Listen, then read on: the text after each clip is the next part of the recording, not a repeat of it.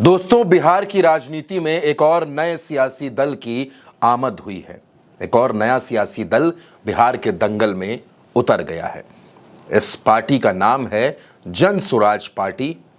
इस पार्टी के सूत्रधार, इस पार्टी के सर्वे सर्वा कह लीजिए, इस पार्टी को जमीन से उठाकर यहां तक लाने वाले शख्स का नाम प्रशांत किशोर है। प्रशांत किशोर को आप पीके नाम से ज्यादा बेहतर जानते होंगे। क्या प्रशांत किशोर की यह पार्टी बीजेपी की बी टीम है? क्या प्रशांत किशोर एक दल बनाकर भारतीय जनता पार्टी को मदद पहुंचाना चाहते हैं? इसके पीछे का मकसद यही है। इस तरह की तमाम बातें बिहार की सियासी फिजाओं में चल रही हैं। लालू प्रसाद की दो बेटियां हैं। लालू प्रसाद की जो दो बेटियां राजनीति में सक्रिय हैं, मीसा भारती और रोहिणी आचार्य।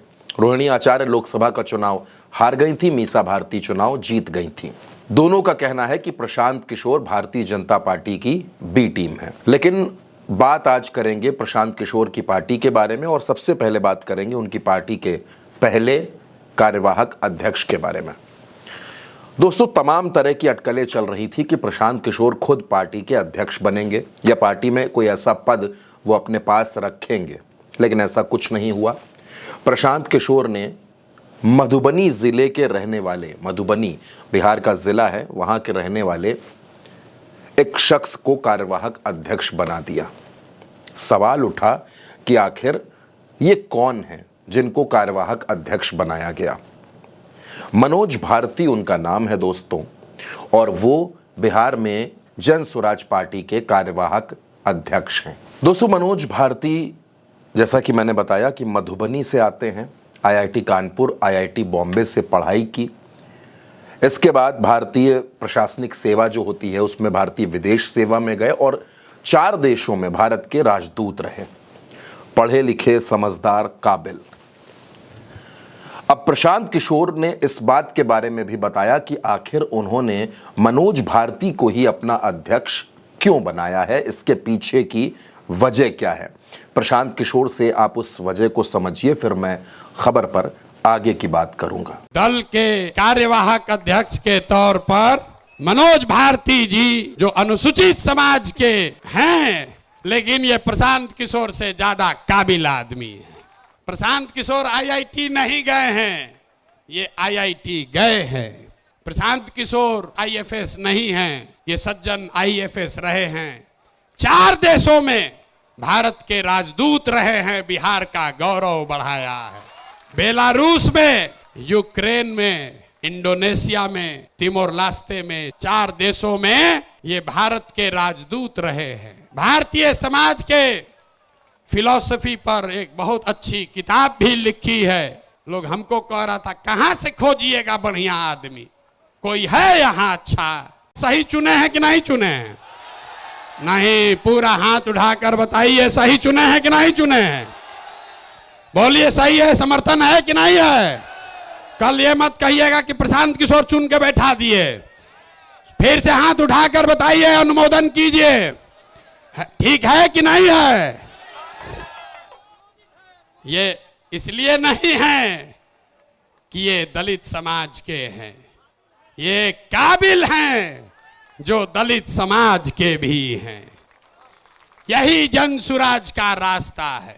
दोस्तों, सुना आपने, प्रशांत किशोर साफ तौर पर कह रहे हैं कि मनोज भारती जो हैं वो दलित बिरादरी से आते हैं, इसलिए हमने उनको अध्यक्ष नहीं बनाया है। हमने अध्यक्ष उनकी योग्यता के आधार पर बनाया है। वो दलित बिरादरी से आते हैं, ये दूसरी बात है। यानी कि पहला दांव तो प्रशांत किशोर ने बिल्कुल ठीक चला। वो दांव मनोज भारती को अध्यक्ष बनाकर एक ऐलान और कर दिया प्रशांत किशोर ने कि बिहार विधानसभा चुनाव जब होगा तब हम सारी सीटों पर अपने प्रत्याशी उतारेंगे, लेकिन उससे पहले बिहार में 4 सीटों पर उपचुनाव होना है। उन चारों सीटों पर प्रशांत किशोर अपने प्रत्याशी उतारेंगे और उसके लिए उन्होंने तैयारी भी शुरू कर दी है। अब पीके की पार्टी में प्रत्याशियों का सिलेक्शन कैसे होगा, कैसे तय किया जाएगा कि फला सीट पर कौन चुनाव लड़ेगा, जातीय समीकरण का ध्यान कैसे रखा जाएगा, इसके बारे में भी प्रशांत किशोर ने बड़ी सफाई से बताया, लोगों के सामने अपनी बात रखी कि हम प्रत्याशी कैसे सेलेक्ट करेंगे। ये पहला ऐसा दल होगा जहां उम्मीदवारों का चयन कोई व्यक्ति नहीं कर रहा होगा, कोई व्यक्तियों का, नेताओं का समूह नहीं कर रहा होगा। देश में पहली बार एक ऐसा दल जहां उम्मीदवार का चुनाव जनता के द्वारा किया जाएगा। जैसे आप अमेरिका में देखते हैं, अमेरिका में अभी राष्ट्रपति का चुनाव हो रहा है। आप जरा पूछिए कि डोनाल्ड ट्रंप को टिकट कौन दिया, कमला हैरिस को टिकट किसने दिया? वो किसी एक व्यक्ति ने नहीं दिया, कोई एक समूह नहीं देता है, वो रिपब्लिकन और डेमोक्रेटिक पार्टी का अध्यक्ष नहीं देता है। जिसको भी चुनाव लड़ना है वो अपना अपना उम्मीदवारी सामने रखता है और उसके पास ये अवसर होता है कि 6 महीना 8 महीना वो जनता के बीच में, पार्टी के बीच में जाए, अपनी बात बताए और जिसको जनता चुन दे वही उस दल का उम्मीदवार होता है। तो अमेरिका वाले राष्ट्रपति के लिए ये कर रहे हैं। लोकतंत्र की जननी बिहार से ये नया मापदंड जनसुराज तय करेगा। हर विधानसभा क्षेत्र में मार्च से पहले जितने लोग उम्मीदवारी चाहते हैं उनका नाम सार्वजनिक तौर पर प्रकाशित किया जाएगा और उसके बाद मार्च से लेकर नवंबर तक उस क्षेत्र के जनसुराज के जो संस्थापक सदस्य हैं, जनसुराज को मानने जानने वाले लोग हैं, जो वहां की जनता है, वो उन 5-6 नेताओं में सबको जांचने परखने के बाद 6 महीना में जिस पर मोहर लगा दिया वही जनता का, जनसुराज का उम्मीदवार बन गया। ये व्यवस्था को आप अप्रूव करते हैं कि नहीं करते हैं? सबको हाथ उठाकर बताना है, बताइए। होना चाहिए ना भाई, ठीक है ना? इसको स्वीकार कर लिया जाए ना? तो टिकट प्रशांत किशोर नहीं देंगे, टिकट दल के अध्यक्ष भी नहीं देंगे, टिकट देगी क्षेत्र की जनता, टिकट देंगे आप। और आपने अगर गरीब से गरीब बच्चे को भी चुन दिया तो हमने गांव-गांव जाकर ये कहा है, आपके द्वारा चुने गए उम्मीदवार के पास पैसा हो या न हो, जाति की संख्या हो या न हो, चुनाव जीतने की व्यवस्था हो या न हो, अगर वो आदमी काबिल है, आपने उसको चुना है, तो पैसे की चिंता, चुनाव जीतने की चिंता आप जनसुराज पर, अपने भाई, अपने प्रशांत किशोर पर छोड़िए।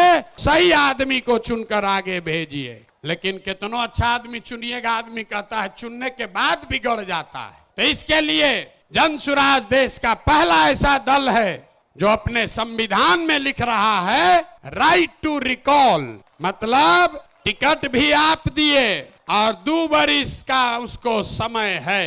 अगर टिकट पाने के बाद, आपका वोट लेने के बाद फिर से बदमाशी, भ्रष्टाचार चालू किया तो उसका चाबी आपके हाथ में है। 2.5 बरिस में उसको वापस बुलाया जाएगा। अब दोस्तों, बिहार की राजनीति में प्रशांत किशोर की पार्टी बनने का उतना शोर नहीं है, मनोज भारती के अध्यक्ष बनने का उतना शोर नहीं है, जितना शोर इस बात पर हो रहा है कि प्रशांत किशोर ने कहा कि हम शराबबंदी हटा देंगे, सरकार बनेगी शराबबंदी हटा देंगे। शराबबंदी हटा देंगे तो करेंगे क्या? इस पर प्रशांत किशोर का क्या कहना है? इसलिए जनसुराज कह रहा है कि जब हमारी व्यवस्था बनेगी तो 1 घंटा के अंदर शराबबंदी को उठाकर फेंक देंगे। अगर बिहार में विश्व स्तरीय सबसे अच्छा शिक्षा व्यवस्था बनाना है तो 5 लाख करोड़ रुपया चाहिए। 5 लाख करोड़ रुपया चाहिए अगले 10 वर्ष में, तो देश का सबसे अच्छा शिक्षा व्यवस्था बिहार में बना दिया जाएगा। और ये 5 लाख करोड़ रुपया आएगा कैसे? जो शराबबंदी हटाएंगे तो ये तय किया कि शराब से आने वाला टैक्स का पैसा वो बजट में नहीं जाएगा, नेताजी के सुरक्षा के लिए नहीं खर्चा होगा, सड़क बिजली पानी के लिए नहीं होगा। जितना शराबबंदी के टैक्स का पैसा होगा अगले 20 वर्ष बिहार में सिर्फ और सिर्फ नई शिक्षा व्यवस्था बनाने के लिए खर्च किया जाएगा।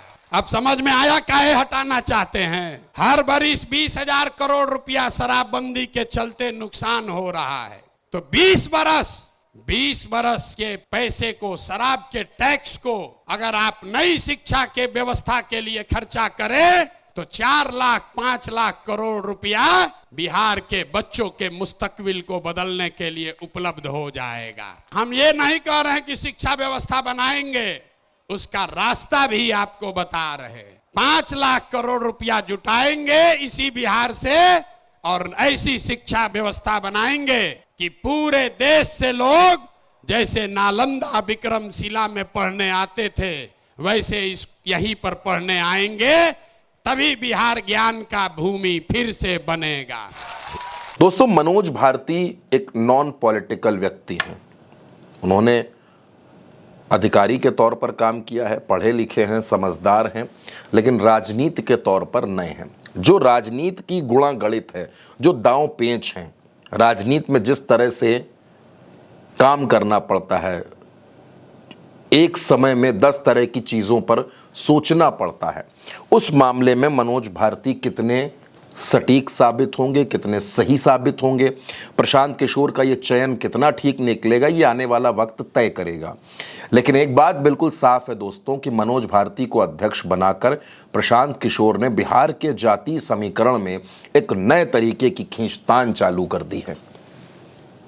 जाहिर सी बात है, मनोज भारती को अध्यक्ष बनाने का फायदा प्रशांत किशोर और उनकी पार्टी को मिलेगा, लेकिन चुनौतियां बहुत ज्यादा हैं। अब प्रशांत किशोर और मनोज भारती, ये जो जोड़ी है, प्रशांत किशोर ब्राह्मण हैं, मनोज भारती दलित हैं, इस जोड़ी के सामने पहली चुनौती बिहार का विधानसभा उपचुनाव है।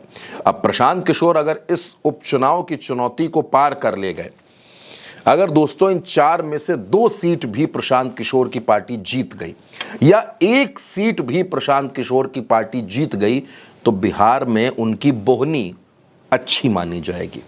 क्या करेंगे वो 4 सीटों के उपचुनाव में, किस तरह से रणनीति बनाएंगे, ये सब कुछ आने वाले वक्त में धीरे धीरे तय होगा दोस्तों। लेकिन फिलहाल प्रशांत किशोर की पार्टी ने बिहार के तमाम सियासी दलों के बीच हलचल पैदा कर दी है। प्रशांत किशोर चर्चाओं में आ गए हैं, सुर्खियों में आ गए हैं, और अब देखना होगा कि बड़े बड़े लोगों को सत्ता के गलियारों तक, सत्ता के सिंहासनों तक पहुंचाने वाले प्रशांत किशोर बिहार में सत्ता परिवर्तन करने में कामयाब होते हैं या नहीं, और अगर कामयाब होते हैं तो जन स्वराज को सत्ता मिलेगी या फिर सत्ता कहीं और चली जाएगी।